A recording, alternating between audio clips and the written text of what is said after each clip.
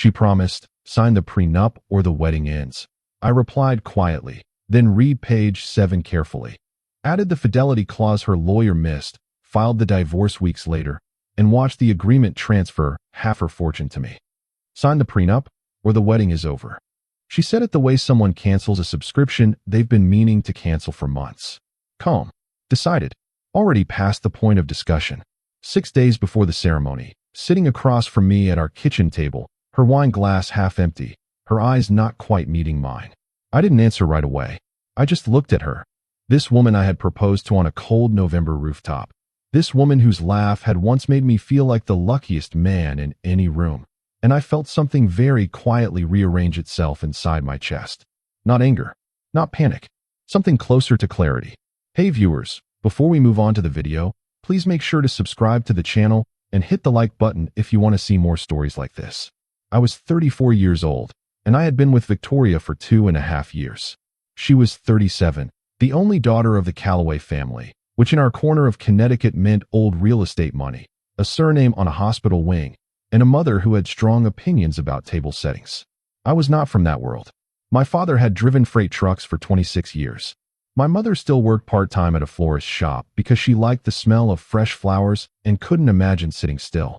I had built a decent career in structural engineering, owned my own condo, drove a car that was paid off, and had no debt worth mentioning. I was not poor, but I was not Qley rich. And in the beginning, I honestly believed that didn't matter to Victoria. She hadn't always been this version of herself. Or maybe she had, and I had been too busy falling in love to read the footnotes. When we first met at a fundraiser hosted by a mutual friend, she had been the person in the corner mocking the canapes with a dry humor that caught me completely off guard. She had this way of being sharp and warm at the same time, like she'd been waiting years for someone who could keep up with her. I kept up. For a while, I more than kept up.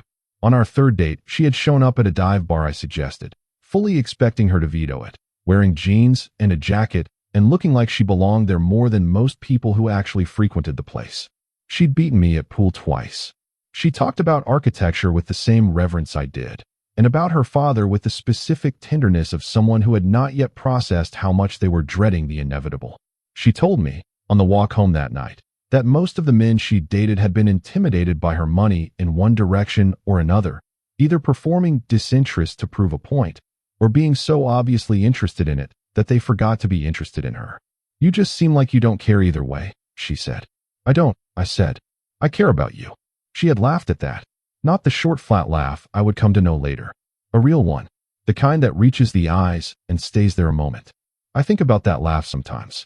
I think about how much distance there is between that laugh and the person who slid a 43-page document across a kitchen table like a parking ticket. But somewhere in the second year, after she inherited the bulk of her father's estate when he passed, something shifted in the atmosphere between us. Not immediately. Not dramatically. Just, gradually, the air pressure changed. The prenup conversation hadn't come entirely out of nowhere. Her mother had been pushing for it since the engagement was announced at Christmas. Victoria had waved it off twice in front of me, said it was old-fashioned thinking, and that she trusted me completely.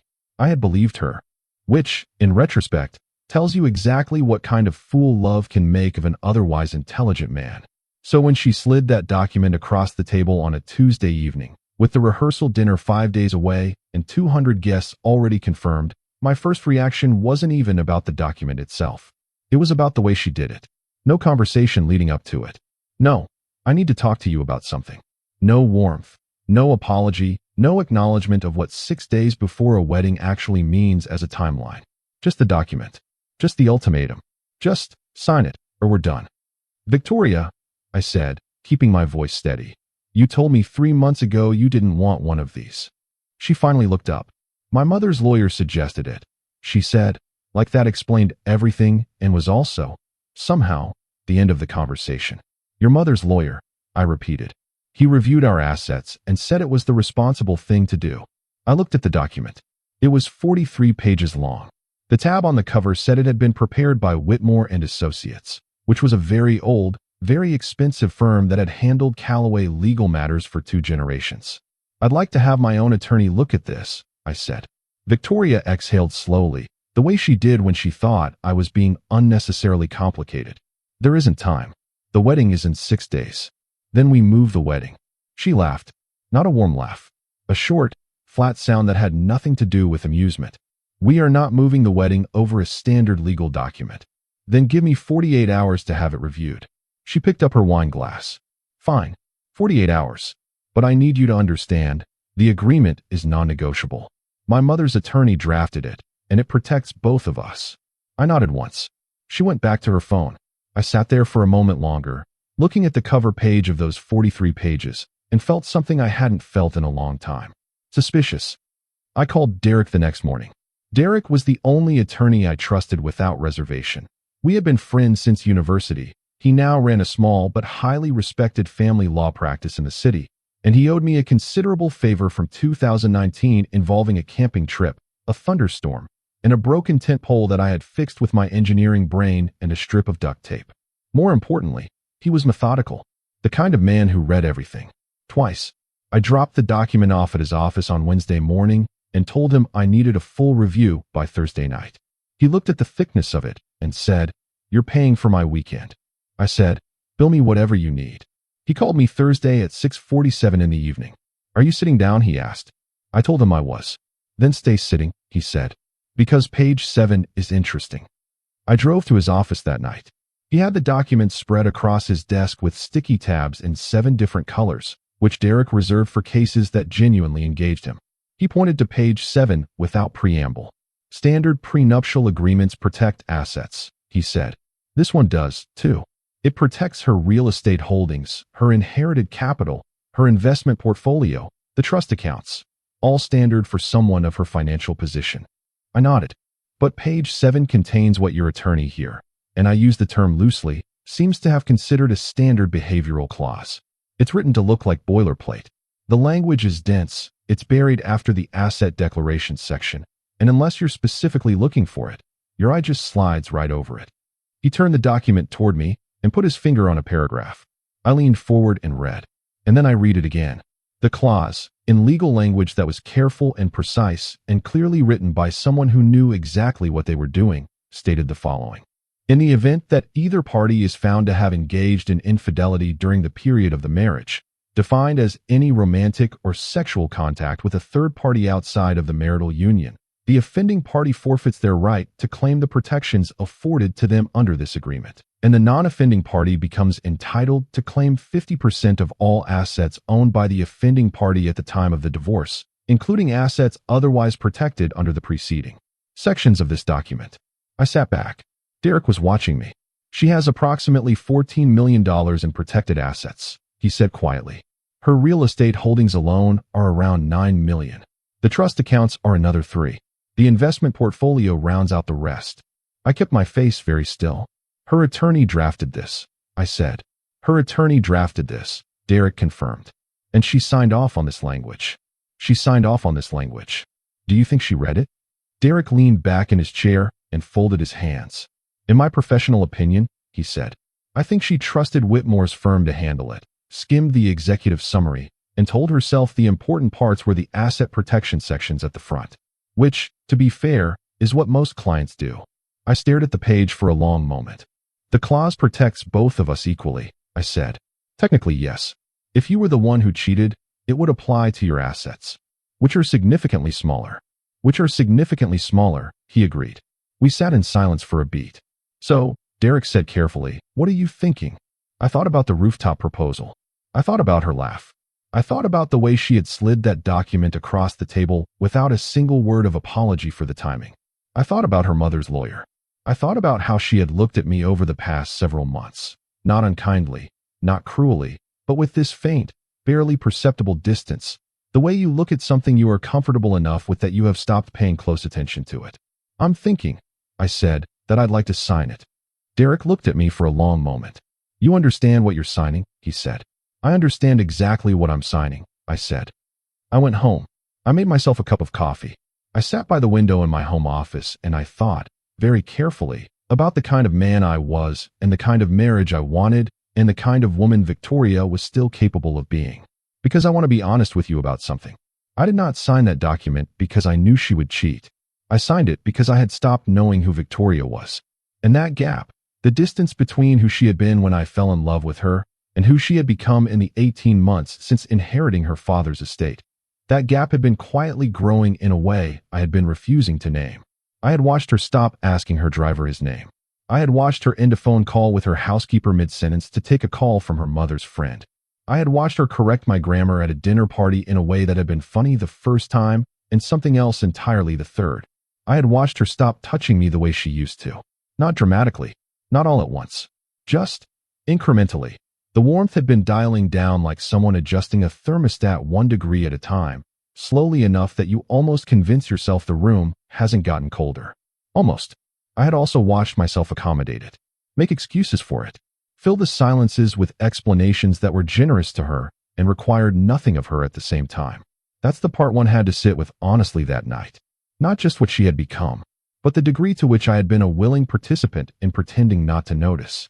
So I signed the document. I signed it the next morning in Derek's office with 2 witnesses and a notary. I initialed every page, including page 7. We got married on a Saturday in late April. 212 guests. Peonies and white orchids everywhere. Her mother cried during the vows, which surprised me because I had always assumed that woman ran purely on ambition and good bone structure. Victoria was, I will say this honestly, stunning. The dress was ivory and simple, and she wore her dark hair up, and when she walked down the aisle with her uncle on her arm, she looked at me with something that I cannot fully describe. Something that was real, genuinely real, behind everything else that had gotten complicated.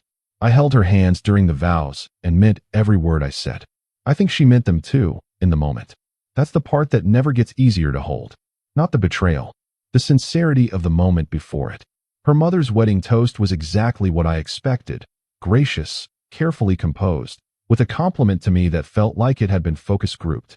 My best man's toast was shorter and made the room laugh twice in the genuine, unprepared way that good speeches occasionally manage. Victoria laughed too. That real laugh. The one that reached the eyes. And I thought, there she is. There is the woman I proposed to. I held on to that thought all the way through dinner and dancing and the long good night at the end of the evening. And when we were finally alone in the suite her family had reserved for us, she kicked off her shoes and sat on the edge of the bed and looked at me. We did it, she said. We did it, I agreed. She smiled. I sat down beside her. For just that moment, everything that had gotten complicated in the 6 days before the wedding simply wasn't there. It was just us. Married. Beginning. I wish I had been able to hold that feeling longer. The first few months were actually good. We honeymooned in Portugal, which was her choice, and it was beautiful. Coastal towns and long dinners, and the kind of unhurried pace that made me remember why I had fallen for her in the first place. She was present. She was warm. She laughed like she used to laugh. We came home in May and settled into married life with a version of ease I had been hoping for. I went to work. She managed her portfolio and served on the board of 2 nonprofits and occasionally showed up at my office for lunch, which she had never done before and which I loved. Her mother still called 3 times a week, which I had accepted as a fixed variable in our marriage the way you accept the sound of traffic if you live near a highway. Summer came. We hosted a party at the house in July. Her house, technically, a 4-bedroom Victorian restoration she had owned before we met, and I stood on the back porch with a drink and watched her laugh with her friends and thought, this is it. This is the version of us I was holding out for. I was, at that point, what you might generously describe as cautiously happy. Cole was the first thing that didn't feel right. He appeared in late August, introduced at a charity gala as the new chair of the Arts Foundation that Victoria sat on. Tall, tanned, the kind of easy confidence that comes from never once having had to worry about a bill. He shook my hand and smiled and said, I've heard so much about you, with the specific warmth of someone who hasn't heard nearly as much as he's suggesting. Victoria touched his arm twice during the cocktail hour. Light touches, the kind you could explain away. I explained them away. We drove home. She talked about the event. I listened. We went to bed. I didn't say anything, because saying something would have required admitting to myself that I had noticed. He came up again 2 weeks later. Not in any significant way, just a name and a text she left open on the counter, a reference to a meeting that had run longer than expected, a brief laugh when she was on the phone that stopped when she saw me come into the room. None of it was enough to name. All of it together was a pattern. I am an engineer. Pattern recognition is not something I can turn off. But I tried. I told myself marriages go through phases. I told myself that the foundation work was genuinely demanding and that she had always been a person who invested herself completely in whatever occupied her professionally. I told myself that the slight coolness when I reached for her at night was tiredness and nothing more. I told myself a lot of things. The receipt ended all of that. September came and went. October arrived with that particular crispness that New England does better than anywhere else in the world. Victoria started staying later at the foundation meetings. Once a week became twice. Twice became 3 evenings, with texts that said, running late, don't wait up, arriving with a regularity that started to feel like a schedule. I didn't ask. I told myself I was being mature, that I trusted her, that marriages required trust, and the alternative was the kind of surveillance-based relationship that poisons everything.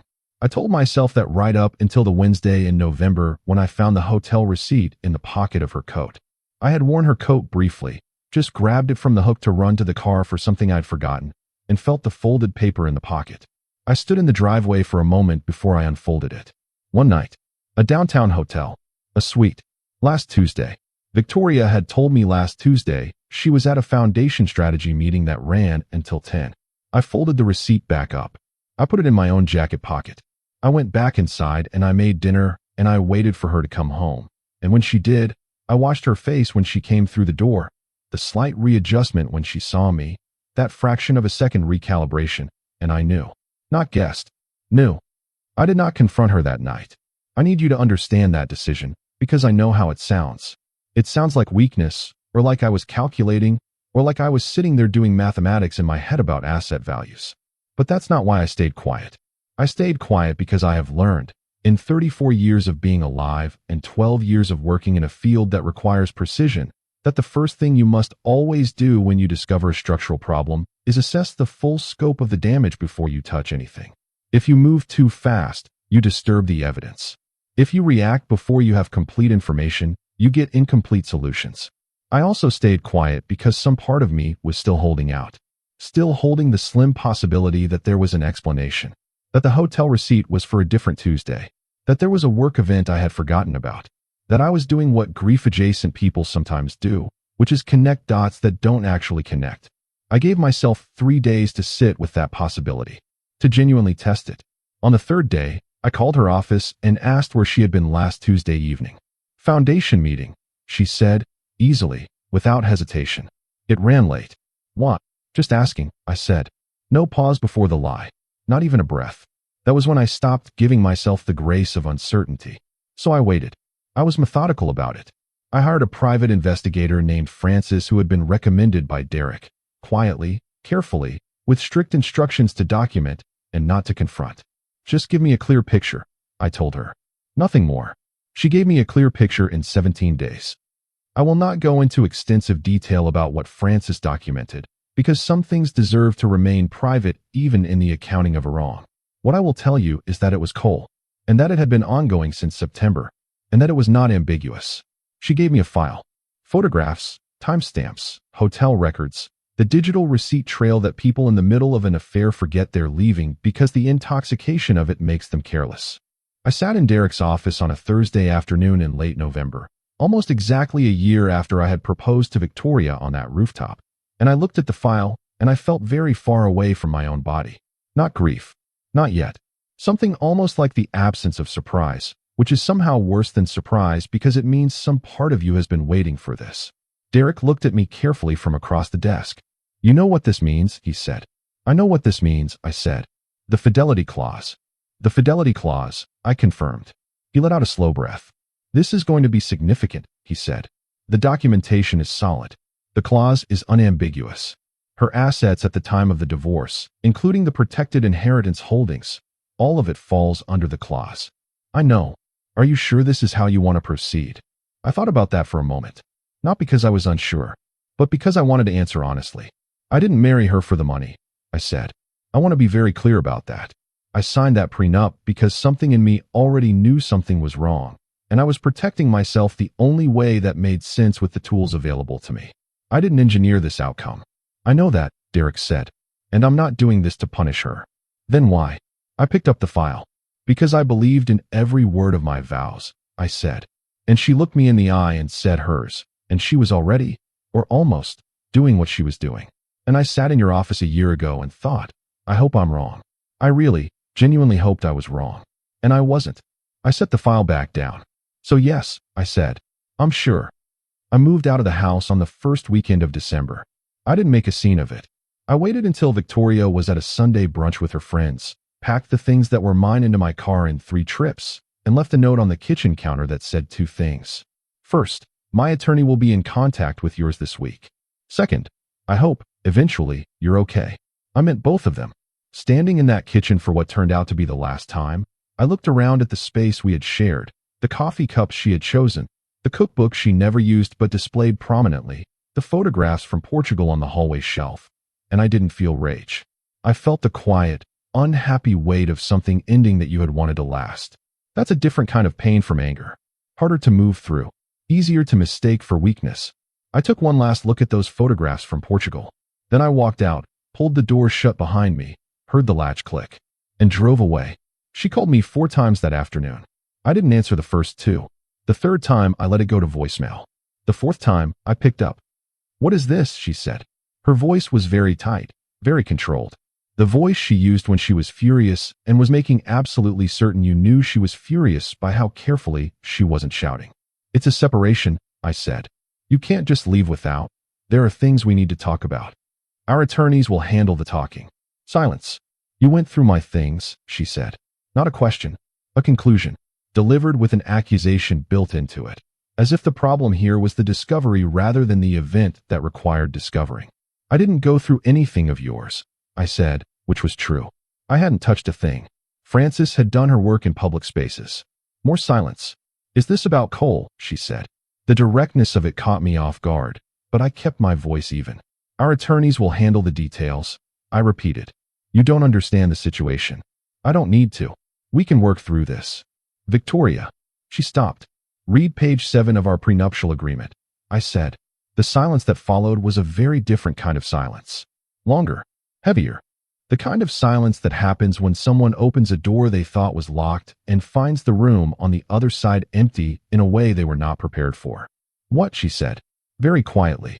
"Your attorney put a fidelity clause on page 7 of the document you asked me to sign," I said. I initialed it along with every other page.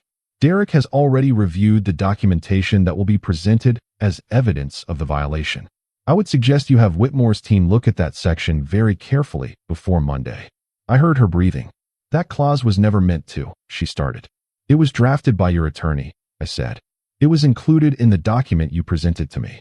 It was signed by both of us with full legal counsel present." She didn't say anything for a very long moment. When she spoke again, her voice had changed. The tightness was gone. What replaced it was something rawer and more genuine, something I recognized as the actual Victoria underneath the version she had become. "I'm sorry," she said. Just that. I sat with it for a moment. "I believe you," I said, and then I ended the call. The divorce process was methodical. Her legal team at Whitmore and Associates tried 4 different approaches. The first was challenging the validity of the fidelity clause itself, arguing that it was boilerplate language that had been included in error and was not reflective of the party's intent. Derek dismantled that argument in about 6 pages, pointing out that the clause had not been contested at signing, had been reviewed by attorneys for both parties, and that Victoria had initialed the specific page on which it appeared. The second approach was questioning the quality of the evidence Frances had compiled. That one collapsed within 2 weeks when the timestamps, hotel records, and corroborating documentation were presented in full, and when it became apparent that Qley, to his minimal credit, was not going to deny the facts of the matter when faced with a formal deposition. I heard he had retained his own separate counsel by that point. I heard, through the chain of information that moves quietly through these proceedings, that he had not been particularly forthcoming with Victoria about the legal exposure his participation had created. I felt nothing about that specifically. Not satisfaction, not pity. Just a kind of flat acknowledgement that people who make choices in the dark are often surprised by how brightly those choices eventually illuminate. The third approach was an emotional one. Her personal attorney, not Whitmore's team, a separate counsel she retained, sent Derek a letter suggesting that my premeditated exploitation of a clause inserted in good faith was evidence of bad faith conduct on my part and should be considered grounds for renegotiation. Derek's response, which I read 3 times because it was genuinely beautiful legal writing, noted that the prenup had been presented to me under a 6-day timeline by my future spouse's mother's attorney with an explicit statement that it was non-negotiable, that I had retained independent counsel and had the document fully reviewed, and that choosing to sign an agreement after a full legal review did not constitute exploitation of any kind, premeditated or otherwise. He concluded by inviting them to proceed to mediation if they wished to continue raising objections. They did not proceed to mediation. The fourth and final approach was Victoria calling me directly, in February, 3 months into the process. She asked if we could meet in person. I agreed, because I am not cruel, and because I thought, perhaps naively, that there were still things worth saying between us. We met at a coffee shop in the city. Neutral ground. She looked tired, thinner than I remembered, the kind of tired that isn't about sleep. She wrapped her hands around her mug and looked at me for a long moment before she spoke. I need you to understand, she said, that what happened with Qley was not about not loving you. I nodded slowly. I know that doesn't make it better, she continued. I know that's one of those things people say that sounds like an excuse even when it isn't. But I need you to know it, because I don't know. Because you deserve an honest answer even if it's not a good one. Then give me the honest answer, I said. She looked down at her mug. I panicked, she said. After my father died and I inherited everything, I panicked. And it wasn't about you, it was about me. About who I was with all of that responsibility, all of that money, all of those expectations. And instead of, I don't know, being an adult about it and talking to you, I just started holding everything at arm's length, including you. And Qley he was just there. Familiar. Easy. He didn't want anything from me I wasn't offering. She paused. I know exactly how weak that sounds, she said. It doesn't sound weak, I said honestly. It sounds human, which almost makes it worse. She looked up. I know what I did to our marriage, she said. I know. And I'm not sitting here asking you to take me back or to change your mind about any of it. I wanted you to know that I know. I held my coffee cup and thought about the rooftop in November and the peonies at the wedding and the look she had given me walking down the aisle. I believe you, I said. I believed in us, too. For the record. She nodded. Once. And then she looked out the window for a moment before she looked back. The clause, she said quietly. When you said to read page 7,